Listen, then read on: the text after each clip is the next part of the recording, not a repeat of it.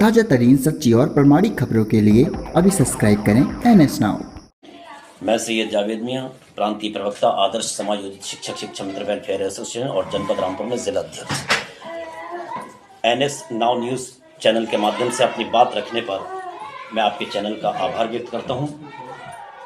जैसा कि आप जानते हैं कि शिक्षा मित्र 22-23 वर्षों से लगातार प्राथमिक शिक्षा में गुणात्मक सुधार के लिए अपना योगदान दे रहे हैं और शिक्षा मित्रों की नियुक्ति शिक्षकों के सापेक्ष पदों पर उस समय हुई थी जब शिक्षक प्राथमिक विद्यालयों में, अधिकतर विद्यालयों में ताले पड़े हुआ करते थे। अर्थात उस समय शिक्षा मित्रों ने विद्यालयों के ताले खोलकर गरीबों, मजलूमों, मजदूरों के बच्चों को शिक्षा देने का कार्य किया था। आज प्राथमिक शिक्षा अपने उच्चतम स्तर पर है और जो भी गुणात्मक सुधार आए हैं इसमें शिक्षा मित्रों का एक बड़ा योगदान रहा है। शिक्षा मित्रों का योगदान प्राथमिक शिक्षा में कभी भी भूला नहीं जाएगा। परंतु शिक्षा मित्रों के साथ आज तक जो भी सरकार आई उसने खिलवाड़ ही किया और अपने राजनीतिक फायदे के लिए इस्तेमाल किया है। आज तक शिक्षा मित्र अपने स्वयं के भविष्य को लेकर चिंतित है। आज शिक्षा मित्र को खुद ये नहीं पता कि उसके भविष्य का निर्धारण कब और कैसे होगा। शिक्षा मित्रों के सामने विकट समस्याएं हैं। आज शिक्षा मित्रों के बच्चे बड़े हो गए हैं, माँ बाप बूढ़े हो गए हैं। शिक्षा मित्रों को मानदेय मात्र 10,000, वो भी 11 माह के लिए मिलता है, जिसमें शिक्षा मित्र अपने परिवार का पालन पोषण नहीं कर पा रहे हैं। अधिकांश शिक्षा मित्रों के बच्चे जवान हो गए हैं, शादी के लायक हो गए हैं। ऐसी में विकट महंगाई में शिक्षा मित्र अपनी बच्चे बच्चियों की शादियां किस तरह से करेगा, ये एक विचारणीय प्रश्न है। विकट महंगाई, इन पिछले 7-8 वर्षों में जो महंगाई का स्तर बढ़ा है वो शायद 3 से 4 गुना हुआ है। परंतु मानदेय जो 2017 में 10,000 था, आज भी शिक्षा मित्रों को 10,000 ही मानदेय मिलता है। पूर्ववर्ती सरकार में शिक्षा मित्रों का समायोजन शिक्षक पद पर कर दिया गया था, जिसके बाद लगभग शिक्षक के समान वेतन शिक्षा मित्रों को लगभग 40,000 रुपये प्राप्त होने लगा था।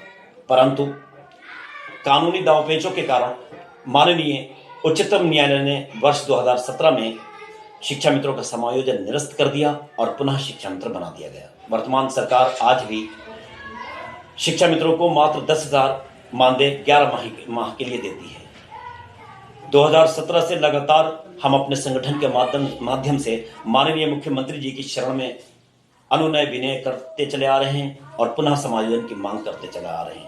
हमने हर संभव प्रयास किया कि माननीय मुख्यमंत्री जी और वर्तमान सरकार के साथ किसी तरह से सामंजस्य स्थापित किया जाए और सामंजस्य स्थापित करते हुए शिक्षा मित्रों की समस्याओं का निराकरण करा दिया जाए। परंतु 8 वर्ष होने के बाद भी, एक लंबा अंतराल होने के बाद भी एक फूटी कौड़ी ना बढ़ना, ये एक अपने आप में विचारणीय प्रश्न है। जबकि पिछले 2 वर्षों में जो बजट पेश किया गया उसमें शिक्षा मित्रों के मानदेय बढ़ोतरी की बात की गई और बजट भी बढ़ाया गया, जिसका प्रचार प्रसार मीडिया के माध्यम से, सोशल मीडिया के माध्यम से ग्रामीण क्षेत्र के हर अंतिम व्यक्तिगत ये बात पता लग गई कि शिक्षा मित्रों का मानदेय बढ़ा दिया गया है। जबकि हकीकत यह है कि आज भी शिक्षा मित्रों को वही मानदेय मिलता है जो वर्ष 2017 में मिलना शुरू हुआ था। आज शिक्षा मित्र अपने खुद के भविष्य को लेकर परेशान है। इसलिए मैं अपने संगठन के माध्यम से माननीय मुख्यमंत्री जी से आग्रह करता हूं कि शिक्षा मित्रों की दयनीय स्थिति को देखते हुए शिक्षा मित्रों को पुनः शिक्षक पद पर बहाली की जाए, पुनः समायोजन किया जाए।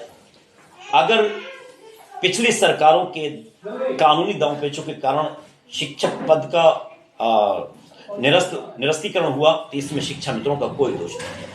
जब वर्ष 1999-2000 में शिक्षा मित्रों की भर्ती हुई, वो भी शिक्षकों के सापेक्ष पदों के आधार पर हुई थी और उस समय 2250 रुपये कुल मानदेय दिया जाता था और तब शिक्षा मित्रों से चयन की योग्यता इंटरमीडिएट निर्धारित की गई थी। तब शिक्षा मित्रों ने योग्यता इंटरमीडिएट दी। समय बदला, सरकारें बदली, शिक्षा मित्रों की मांगे बढ़ती गई, शिक्षा मित्रों के प्रशिक्षण की बारी आई तो सरकार ने शिक्षा मित्रों से स्नातक की डिग्री मांगी। तब शिक्षा मित्रों ने स्नातक शिक्षा मित्र के प्रशिक्षण में प्रतिभा करने के लिए स्नातक की डिग्री भी दी। स्नातक बीटीसी प्रशिक्षण पूरा होने के बाद जब समायोजन का नंबर आया तब सरकार ने बीटीसी और स्नातक मांगा, तब शिक्षा मित्रों ने स्नातक के साथ बीटीसी भी दी।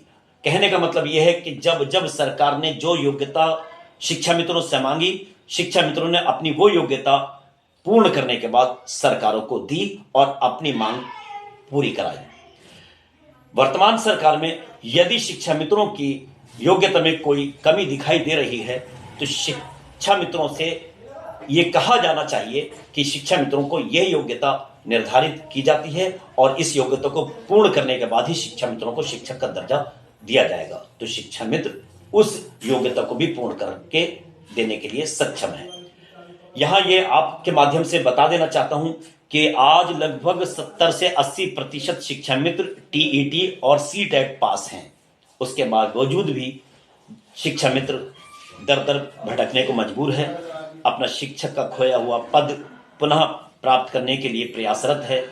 इसी को लेकर एक बार पुनः माननीय मुख्यमंत्री जी की शरण में ज्ञापन देने के लिए हमारे संगठन के माध्यम से पूरे प्रदेश के जनपद मुख्यालयों पर जिलाधिकारी जी के माध्यम से माननीय मुख्यमंत्री जी को संबोधित ज्ञापन देने का कार्यक्रम निश्चित किया गया है, जिसमें मैं उत्तर प्रदेश के समस्त शिक्षा मित्रों से आग्रह करूंगा कि आप सभी अपने अपने जनपद मुख्यालय पर इकट्ठा होकर 1 दिसंबर को जिलाधिकारी जी के माध्यम से माननीय मुख्यमंत्री जी को ज्ञापन प्रेषित करने का काम करें, जिससे एक बार पुनः हमारी पीड़ा माननीय मुख्यमंत्री जी की शरण तक पहुंच सके और माननीय मुख्यमंत्री जी शिक्षा मित्रों की पीड़ा को समझकर हम लोगों के हित में उचित कदम उठा सकें। मैं उत्तर प्रदेश की सरकार से, माननीय मुख्यमंत्री जी से ये आग्रह करता हूं और मुझे विश्वास भी है कि माननीय मुख्यमंत्री जी शिक्षा मित्रों का भला अवश्य करेंगे। शिक्षा मित्र हमेशा सरकार का आभारी रहेगा और समय समय पर जहां जहां शिक्षा मित्रों की सरकार को आवश्यकता पड़ेगी वहां वहां शिक्षा मित्र सरकार के साथ खड़ा रहेगा। इसी के साथ जय शिक्षक, जय शिक्षा मित्र।